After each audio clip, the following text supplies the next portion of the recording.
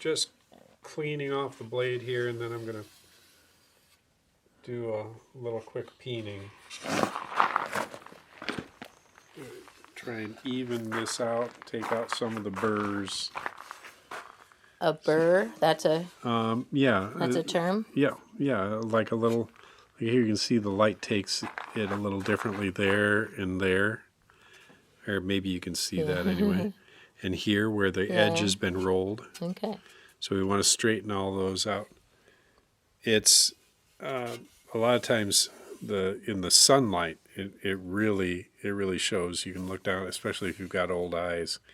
Look down the blade and see where the highlights are strongest. All right, so this just fits in between the peening platform there and the jig, and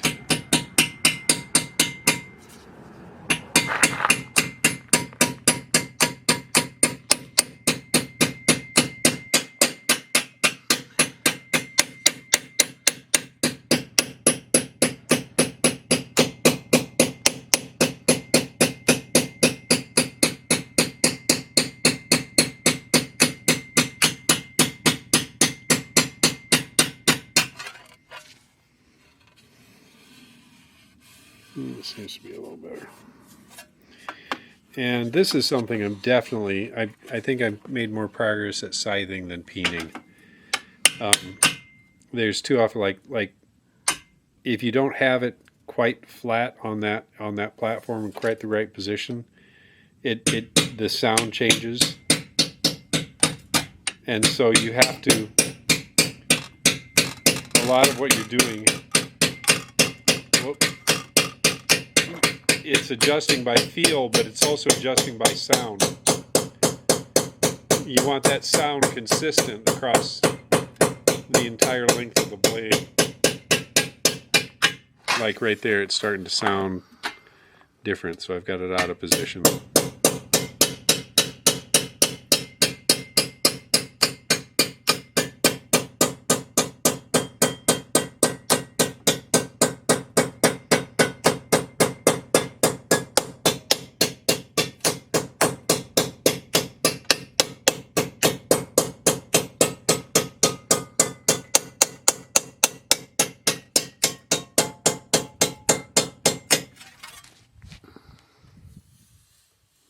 Do you have to worry about cutting your fingers when is it that sharp that? Well, if you pressed against the edge flat like that, you would. Too hard? But Okay. I'm trying to feel the changes in the surface, not trying to run my finger along the blade. Because yes, it's sharp enough that if you pressed a little bit, you probably could.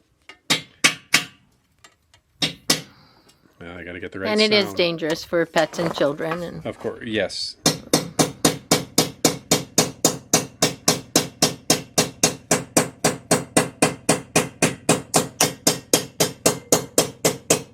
If you have it set up right, it's really hard to hit yourself in the foot or anything. Okay, while you're scything? While you're scything. Okay. But you could hit somebody else or something else.